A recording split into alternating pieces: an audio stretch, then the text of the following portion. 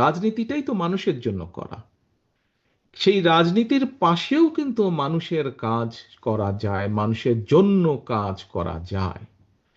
কারণ রাজনীতিও করি আমরা মানুষের জন্য, অর্থাৎ মানুষ কিন্তু মানুষের জন্য। আল্লাহ তাআলা আমাদেরকে সৃষ্টি করেছেন সৃষ্টির সেরা জীব হিসাবে, এবং সেই হিসাবে আমাদের দায়িত্ব হচ্ছে যেমন একজন মানুষ যার পক্ষে সম্ভব, সে যেরকম আরেকজন মানুষ যার পক্ষে সম্ভব নয় তাকে সাহায্য করা, সহযোগিতা করা। একইভাবে মানুষের দায়িত্ব হচ্ছে পৃথিবীর তাবৎ আল্লাহর সৃষ্টি সকল কিছুর প্রতি যত্ন নেওয়া। এবং এই সকল বিবেচনা বোধ থেকেই আজকে থেকে প্রায় 27 বছর আগে জিয়া রহমান ফাউন্ডেশনের ভিত্তি প্রতিষ্ঠিত হয়। এবং তারপরে বিভিন্ন সময়ে বিভিন্ন কার্যক্রমে কিভাবে কি কি কার্যক্রম গ্রহণ করা হয়েছে আপনারা কিছুক্ষণ আগে যে ডকুমেন্টারিটা দেখানো হয়েছে তার ভেতরে আপনারা দেখেছেন। শহীদ রাষ্ট্রপতি জিয়া রহমানের সময় সারা দেশে একটি পথ ছিল, গ্রামের মানুষ যাতে চিকিৎসা পায়। পল্লী চিকিৎসক নামে একদল মানুষ ছিলেন যারা গ্রামের মানুষকে বেসিক চিকিৎসাগুলো প্রদান করতেন। প্রিয় উপস্থিতিবৃন্দ, আমরা যেটা পরিকল্পনা গ্রহণ করেছি যে ইনশাল্লাহ বিএনপি সরকার গঠন করলে পরে আমরা হেলথ কেয়ারের নামে আমরা গ্রামে গ্রামে এইরকম একটি টিম তৈরি করব যারা মানুষের কাছে যাবে, মানুষকে বুঝাবে যে ভাই এই জিনিসটা খেলে তোমার হার্টের অসুখ হবে না, এই জিনিসটা খেলে তোমার ডায়াবেটিক হবে না, এই জিনিসটা এইভাবে চললে তোমার কিডনির রোগ হবে না। অর্থাৎ মূল যেগুলা যেগুলা যেগুলা অসুখ বিসুখের সাথে জীবন মরণের সমস্যা, মানুষকে আমরা এগুলা বুঝবো। অর্থাৎ যাতে দেশে কম সংখ্যক মানুষ অসুস্থ হয়, এটি থাকবে আমাদের উদ্যোগ। এখন মানুষ যখন কম, মানুষ তো কিছু না কিছু অসুস্থ হবেই। মানুষ যখন কম অসুস্থ হবে, সেই কম সংখ্যক মানুষ যখন হাসপাতালে যাবে, আমরা ইনশাল্লাহ আশা করতে পারি তখন হয়তো আস্তে আস্তে একটা পর্যায়ে আসবে যখন অসুস্থ মানুষ যে হাসপাতালে যাবে চিকিৎসার জন্য, তাকে আর ওই মাটিতে শুয়ে থাকতে হবে না, তাকে আমরা বেডের মধ্যেই রাখতে পারবো ইনশাল্লাহ। এর বাইরে যেই মানুষ অসুস্থ মানুষগুলা যাবে চিকিৎসার জন্য, তখন আমরা প্রায় প্রত্যেক মানুষকে চিকিৎসকরা, এই যে একটু আগে সাজান সাহেব বললেন যে এত মানুষ আসে, এত অসুস্থ মানুষ, সেই তুলনায় ডাক্তার নার্সের সংখ্যা কম, আমরা চাইলেও চিকিৎসা দিতে পারছি না। কিন্তু আমরা যদি কম সংখ্যক চেষ্টা করি এবং তার ফলে যদি সরকারের চেষ্টার ফলে যদি কম সংখ্যক মানুষ অসুস্থ হয়, সেই অল্প সংখ্যক মানুষ যখন যারা অসুস্থ হবে হাসপাতালে, তাদেরকে বেটার ভালো চিকিৎসা দেওয়া সম্ভব হবে, ওষুধপত্র দেওয়া সম্ভব হবে। কাজেই আমাদের এইটি একটি লক্ষ্য আছে, আমরা হেলথ কেয়ার তৈরি করব।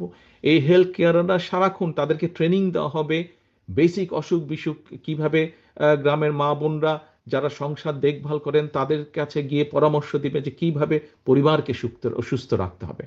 আপনারা চিন্তা করে দেখুন, আমরা যদি আস্তে আস্তে একটা সুস্থ পরিবার তৈরি করতে পারি, আস্তে আস্তে সুস্থ পরিবার সম্মত একটা গ্রাম তৈরি করতে পারি, আস্তে আস্তে এরকম গ্রামের পরে উপজেলা একটা তৈরি করতে পারি যেখানকার অধিকাংশ মানুষ সুস্থ, আস্তে আস্তে একটি জেলা তৈরি করতে পারি যেখানকার অধিকাংশ মানুষ সুস্থ, আস্তে আস্তে একটি বিবাহ বেগম, আস্তে আস্তে আমরা একটি দেশ তৈরি করতে পারবো ইনশাল্লাহ, যেখানে অধিকাংশ মানুষ সুস্থ থাকবে।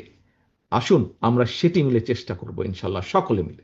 এবার আসুন আরেকটি বিষয়, আমরা দেশে একটি পলিসি নিতে চাচ্ছি, সেটি হচ্ছে প্রাইভেট অ্যান্ড পাবলিক পার্টনারশিপ। এখন এটি কি এমন দেখুন, আজকে এই যে আপনাদের এই আমাদের জেলায়, বগুড়া জেলায় যে শহীদ জিয়া রহমান মেডিকেল কলেজ আছে, দেখুন এরকম একটা হাসপাতাল তৈরি করতে প্রায় 4 থেকে 5 বছর সময় লেগে যায়। তারপরে তো আরো বিভিন্ন জিনিস আছে, ডাক্তার জোগাড় করো, নার্স জোগাড় করো, মেশিনপত্র আনো। কিন্তু আমরা দেখেছি প্রাইভেট সেক্টর এই মুহূর্তে বাংলাদেশের বিভিন্ন হিসাব নিকাশ যা বলে যে সরকারি ব্যবস্থাপনায় যেই সবকিছু অবকাঠামো গড়ে উঠেছে, ইনফ্রাস্ট্রাকচারে অবকাঠামো গড়ে উঠেছে স্বাস্থ্য খাতে, ঠিক মোটামুটি সমান পরিমাণ অবকাঠামো গড়ে উঠেছে প্রাইভেট সেক্টরে। এখন ধরেন আমি একটা উদাহরণ দিই, ঢাকার পিজি হাসপাতালের নাম আপনারা শুনেছেন। সেই পিজি হাসপাতালে ধরেন একজন মানুষ গেল ক্যান্সারের চিকিৎসার জন্য। এখন এই যে ক্যান্সারের চিকিৎসা, সেখানে যে ক্যান্সারের মেশিন আছে, সেই মেশিন হয়তো 100 জন মানুষকে মাসে চিকিৎসা দিতে পারে, কিন্তু সেখানে 200 জন মানুষ লাইন দিয়ে আছে। এখন এই যে 200 জন মানুষ লাইন দিয়ে আছে, বাকি যে 100-র বাইরে যে আরো 100 জন আছে, এই 100 জনও তো মানুষ, তাদেরও তো চিকিৎসা পেতে হবে। আমরা একটি পলিসি গ্রহণ করতে চাচ্ছি, একটি প্রাইভেট হসপিটাল যাদের কাছে একটি মেশিন আছে, সেই মেশিনও 100 জনকে দিতে পারে, কিন্তু যেহেতু প্রাইভেট হসপিটাল সেখানে খরচ বেশি, সেখানে হয়তো মাত্র 40-50 জন মানুষ যায়, বাকি 50 জন তাদের খালি থাকে, তারা সেই মেশিনে সার্ভিস দিতে পারে না, 50 জনের সিট খালি থাকে। আমরা যেটা করতে চাইছি সেটা হচ্ছে আমরা সেই হসপিটালের সাথে কথা বলবো, হিসাব নিকাশ করব তার কি খরচ হয়।